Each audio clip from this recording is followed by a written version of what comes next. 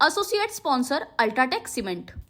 यापूर्वीच शक्ती जो मार्ग आहे त्या मार्गाबद्दल माझी भूमिका मी स्पष्ट केलेली आहे। निवडणुकीदरम्यान ज्या वेळेला मुख्यमंत्री महोदय कोल्हापुरात येत होते त्यावेळेला परवा झालेल्या मंत्रिमंडळाच्या बैठकीत सुद्धा मी मुख्यमंत्र्यांना ही गोष्ट निदर्शनास आणलेली आहे की या रस्त्याची काही आवश्यकता नाही आणि या रस्त्यामुळं शेतकऱ्यांची जी जमीन जाणार आहे याचा फार मोठा फटका या निवडणुकीत आपल्याला बसलेला आहे। जवळजवळ 11 लोकसभेच्या जागा यामुळे अडचणीत आलेल्या होत्या आणि म्हणून कोणत्याही परिस्थितीत हा रस्ता रद्दच केला पाहिजे अशी भूमिका आमची आहे आणि ती मांडलेली आहे। आता जे इतर पक्ष आहेत किंवा विरोधी पक्ष आहे, इतर जे पक्ष आहेत ते आंदोलन वगैरे करतायत, ठीक आहे, लोकशाहीमध्ये त्यांना तो अधिकार आहे, परंतु शासकीय पातळीवर मंत्री म्हणून जेवढी ताकद लावता येईल ती लावून हा शक्ती मार्ग रद्द करण्याचा मी प्रयत्न करणार आहे। हाँ शुक्ला जी, भिजवाना सिर्फ अल्ट्राटेक ही। मान गया बेटा, पर अल्ट्राटेक ही क्यों? आप ही ने तो कहा था कि घर जिंदगी में सिर्फ एक ही बार बनता है। घर एक मौका एक, इसलिए सीमेंट भी देश का number 1। UltraTech, India's number 1 cement.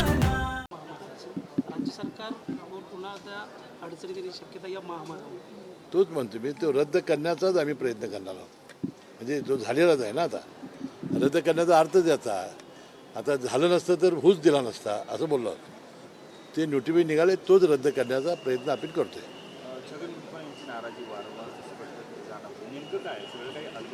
पक्षात डावललं जातं असं कधी कधी म्हणजे सकाळी प्रतिक्रिया त्यांनी दिलेली आहे। हे बघा, मी त्या बैठकीला उपस्थित होतो स्वतः। छगन भुजबळ साहेब काही नाराज नाही, त्यांची इच्छा व्यक्त केली होती हे खरं आहे, परंतु त्यांची राष्ट्रवादी काँग्रेस पक्षाला फार मोठी गरज या राज्यामध्ये आहे। ते आता अन्न आणि नागरी पुरवठा खात्याचे मंत्री आहेत आणि एक ओबीसीचा चेहरा म्हणून ते या राज्यामध्ये प्रसिद्ध आहेत। त्यांच्या या चेहऱ्याचा फार मोठा उपयोग राष्ट्रवादी काँग्रेस पक्षाला आम्हाला या विधानसभेच्या निवडणुकीत होणार आहे। म्हणूनच आम्ही त्यांना विनंती केली की तुम्हाला आमच्या राज्यामध्ये फार मोठी गरज आहे आणि तुम्ही अशा रीतीनं राज्यसभेत आणि ह्याला जाणं हे आम्हा लोकांची विनंती आहे की तुम्ही तो आग्रह हे करावा। त्यांनी अतिशय आनंदाने सुनीत्रा पवार वहिनीचं नाव घेतलं। ते स्वतः काल फॉर्मला उपस्थित राहिले आणि त्यांनी प्रतिक्रिया देताना सुद्धा आपण कोणत्याही प्रती नाराजी नाही असं सांगितलं। पण प्रश्न हा फक्त राज्यसभेचा नाही तर लोकसभेच्या दरम्यान देखील दिल्लीवरून आपलं तिकीट फायनल आहे असं सांगितलं होतं। 1 महिना त्याच्यानंतर काही हालचाल केली नाही, म्हणजे महायुतीमध्ये आपला अपमान केला आणि मग मी माघार घेतली असं त्यांचं म्हणणं आहे। एका अर्थाने भुजबळांच्यावर अन्याय होता अशा प्रकारची भूमिका भुजबळ अनेक वेळेला बोलून दाखवतात। ही भूमिका सुद्धा भुजबळ साहेबांनी आमच्या त्या बैठकीत मांडलेली होती।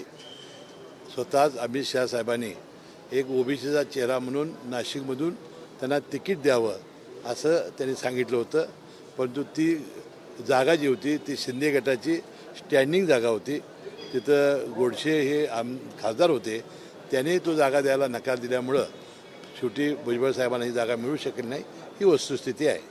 विधानसभेला सगळेच जे महायुतीतले घटक पक्ष आहेत ते आपापल्या जागांची घोषणाबाजी करतात, आम्ही इतके लढणार इतके लढणार। राष्ट्रवादी काँग्रेस पक्ष किती जागा लढणार आहे सर? नाही, जागा लढण्याचा सवाल नाही। जागा शेवटी भारतीय जनता पक्ष हा मोठा पक्ष आहे, साहजिकच त्यांना जास्त जागा मिळणार।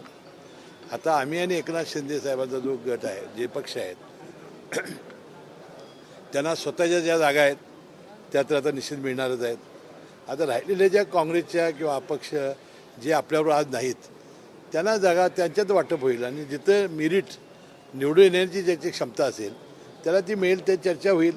शेवटी लोकसभा असेल किंवा विधानसभा असेल, निवडणुकीपूर्वी जागा वाटपाबाबत अशा चर्चा या होत असतात।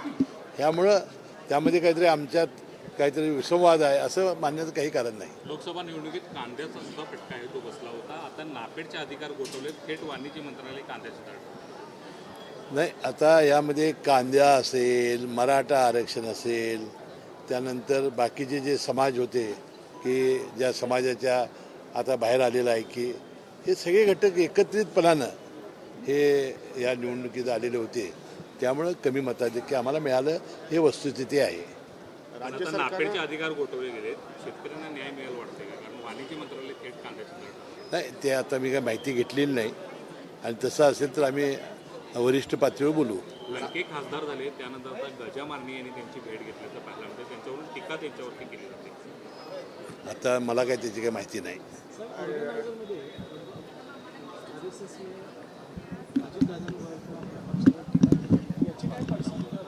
नाही हे बघा गेले 2-3 दिवस प्रसार माध्यमामध्ये ह्या बातम्या येत होत्या की ऑर्गनायझर हा जो RSSचं मुखपत्र आहे त्यामध्ये कोणीतरी लेख लिहून अजितदादा पवारांच्याबद्दल या पक्षाला आपल्याला बहुमत कमी मिळालं असं त्यांनी सांगितलेलं आहे. त्यावेळी भुजबळ साहेबांनी कालच प्रतिक्रिया व्यक्त केलेली आहे आणि आमच्या अनेक प्रवक्त्यांनी केलेली आहे. उत्तर प्रदेशमध्ये जागा ज्या कमी झाल्या त्यामध्ये तिथं तर काय अजित पवार गेले नव्हते, तिथं काय अजित पवारांचा संबंध नव्हता. एकंदरीत देशात जी परिस्थिती तयार झालेली आहे ती आपण मान्य करून पुढं विधानसभेत आपण दुरुस्त केलं पाहिजे. कोल्हापूरच्या 2 जागांपैकी हातकलंगची जागा तुम्ही जिंकला, मात्र या ठिकाणी धनशक्तीचा वापर झाल्याचा जयंत पाटील आरोप करतायत. नाही ठीक आहे, ज्यावेळा पराभूत होतो आता इकडं जिंकलं, इकडं लोकांनी कौल दिल्यामुळं, तिकडं जिंकलं आम्ही तर ते धनशक्तीमुळे हे असं म्हणायचं असतं. शेवटी त्याला काय लोकशाहीमध्ये ही आता रूढ झालेली पद्धत आहे. राज्य सरकारनं वक्फ बोर्डाला निधी दिल्यामुळे आता समाज माध्यमावर राज्य सरकारविरोधात टीका होत आहे. आक्षेप घेतल्याचं पाहिलं. ठीक आहे, ते आता उच्च न्यायालयात ठरवेल ना. काल भाजपची एक बैठक झाली कोल्हापूरमध्ये, चंद्रकांत पाटील यांच्या उपस्थितीत जी बैठक होती त्या बैठकीमध्ये कागलमधील काही घटक पक्षांमुळं हा सगळा पराभव जो आहे तो असं चेहरा त्या तिथे नोंदवण्यात आलेला आहे. एकीकडं धनंजय महाडिक होते, समरजित भाटगिरी पण त्या बैठकीला होते आणि घटक पक्षांमुळं हा पराभव. असं कसं म्हणतील? तर ही निवडणूक तर आम्ही पूर्णपणानं घटक पक्षाने हातामध्ये घेतलेली होती. ते तुम्हाला तुम्ही बघितलेलं आहे की ठीक आहे, ते काय मला काही माहिती नाही त्याबद्दल. पुढं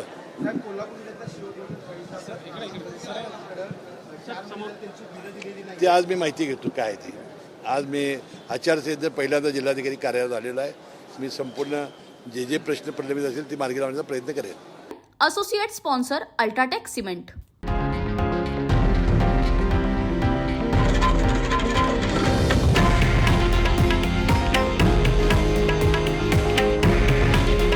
हे आहे देशातील नंबर 1 न्यूज नेटवर्क आणि आपण पाहत आहात TV9 मराठी. काळजी तुमची, हित महाराष्ट्राचं.